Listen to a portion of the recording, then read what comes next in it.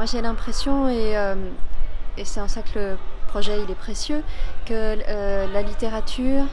les sciences humaines, les sciences sociales ont une tâche en commun qui est de ne jamais se dérober à l'effort pour dire juste, pour qualifier les choses avec justesse, pour rendre justice aux états de réalité, aussi complexes soient-ils, pour traiter avec patience des réalités embrouillées, opaques, et pour ne jamais croire que les vies des autres soient plus simples que les nôtres, par exemple. Ça, c'est quelque chose que le récit fait très bien, mais c'est aussi quelque chose qu'un effort, que certains efforts sociologiques font très bien. Donc pour moi, c'est ça qui est précieux dans disons, la mise en commun des efforts littéraires et des efforts de savoir à destination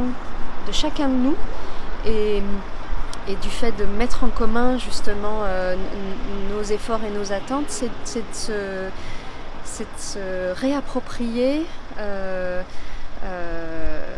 voilà, une façon d'être dans le langage, de ne pas se laisser confisquer les mots, de lutter pour qu'on ne dise pas se séparer d'eux lorsqu'on veut dire licencier, de lutter pour qu'on comprenne ce que ça aurait voulu dire de qualifier Calais comme lieu de vie, ce qui aurait consisté non pas à dire que c'était un lieu vivable, mais que c'était un lieu vécu, et qui aurait empêché qu'on fasse rapidement passer les pelleteuses et arriver les cars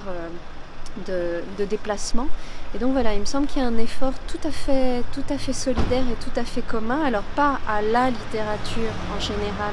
et aux sciences humaines et sociales en général, à certains écrivains quand ils ne se dérobent pas à cette tâche, à certains savants quand ils ne se dérobent pas à cette tâche, et quand ils sont appelés, attendus par des lecteurs qui leur demandent des comptes aussi sur le présent. Voilà.